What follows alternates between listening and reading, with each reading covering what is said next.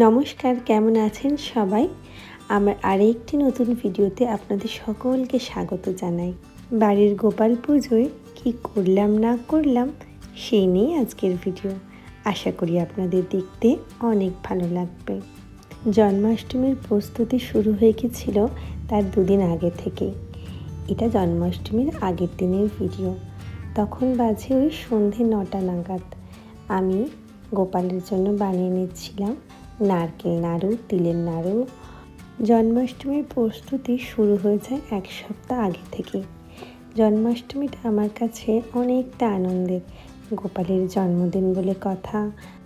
নিজে হাতে গোপালের জন্য জামা বানানো, নিজে হাতে গোপালের সব প্রিয় রান্নাগুলো সুন্দর মতন করতে পারা, এই নিয়েই জন্মাষ্টমীর আগে থেকে প্রস্তুতি শুরু হয়ে যায়।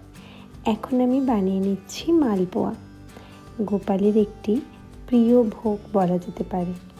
শ্রীকৃষ্ণ এই মালপোয়া খেতে খুব ভালোবাসতেন কথিত আছে। সবই তো কথিত কথা, আমাদের জানা নেই। সেই মালপোয়াই আমি একটা একটা করে বানিয়ে নিচ্ছি। এবছর সবে অল্প অল্প বানিয়েছি। এই যে এখন বানাচ্ছি তালের বড়া। তালের বড়া গোপালের নাকি অত্যন্ত প্রিয়। কথিত আছে এই ভাদ্র মাসে তাল নামক ফলটি তো পাওয়া যায়, সেই জন্যই তালের বড়া গোপালের খুব প্রিয়। শ্রীকৃষ্ণের জন্মের পরের দিন, মানে নন্দ উৎসবের দিনকে নাকি নন্দ মহারাজ সবাইকে এই তালের বড়া প্রথম বানিয়ে খাইয়েছিলেন। এর আগে নাকি কেউ জানতই না কেমনভাবে তালের বড়া করতে হয়। তারপর থেকেই শ্রীকৃষ্ণের প্রত্যেক বছর জন্মদিনে এই তালের বড়া উপহার হিসেবে তাকে দেওয়া হয়। সেই প্রচলন এখনও হয়ে আছে। এখন আমি গোপালকে স্নান অভিষেক করিয়ে নিচ্ছি। গোপালকে রাত 12টার সময় আমি দই, দুধ, মধু, ঘি, চন্দন যোগে একবার স্নান করিয়ে শুইয়ে দিয়েছিলাম। তারপরে এখন বাজে ওই সকাল 4:30 নাগাদ। এখন আমি জল দিয়ে গোপালকে স্নান করিয়ে দিলাম, দিয়ে নতুন বস্ত্র পরিয়ে দিলাম। এই যে গলায় হারটা গোপালকে পরাচ্ছি, আপনারা জানাবেন তো কেমন হয়েছে।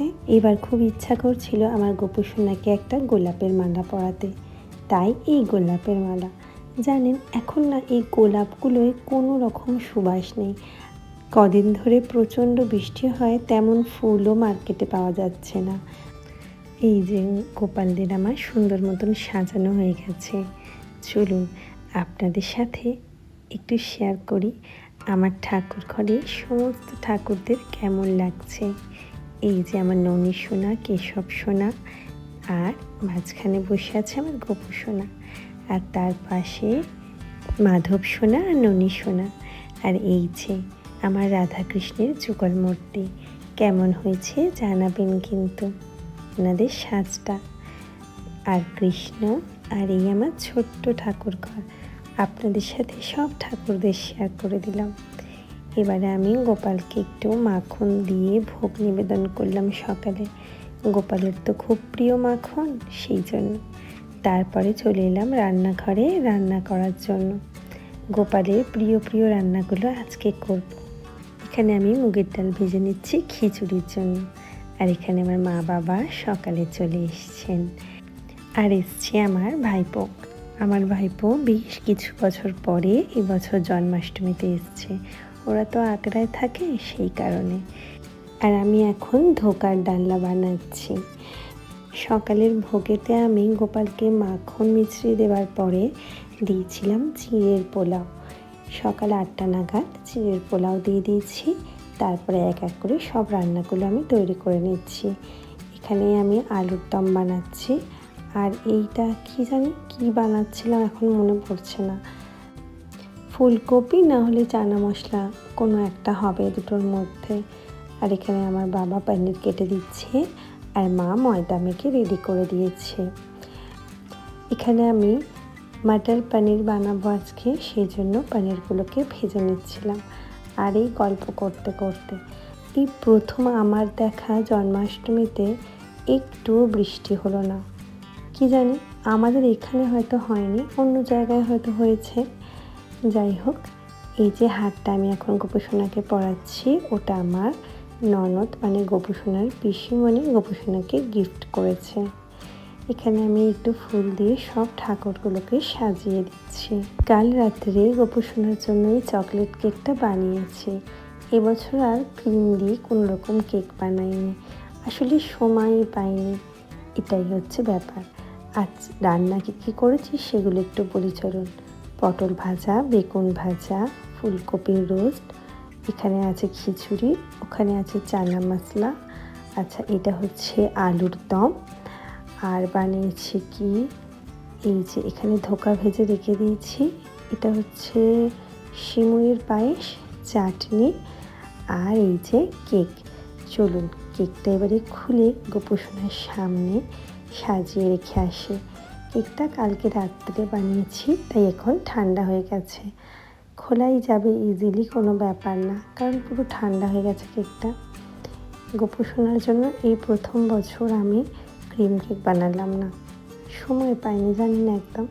এই যে সুন্দর মতন সব খাবার থালায় সাজিয়ে দিয়েছি, ফল, গোপুসোনার প্রিয় বিস্কিট, চকলেট, সব কিছু। জানেন আজকে আমি আমার গোপুসোনাকে বাড়িতে এনেছিলাম, মানে গোপুসোনা কৃপা করে আমাদের বাড়ি এসেছিলেন।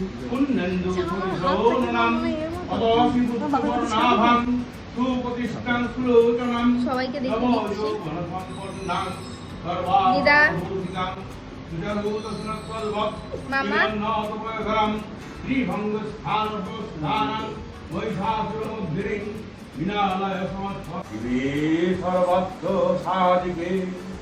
শরণ্যে তন্মুখে গৌরী নারায়ণী নমস্তুতে।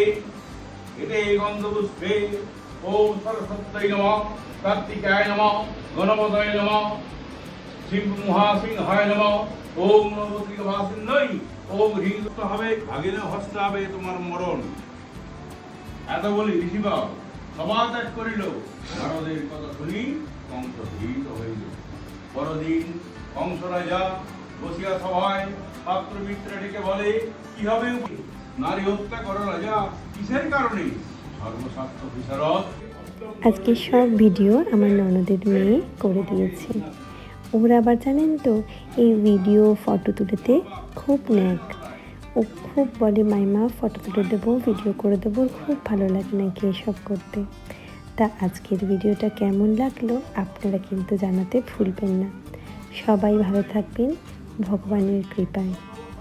রাধে রাধে।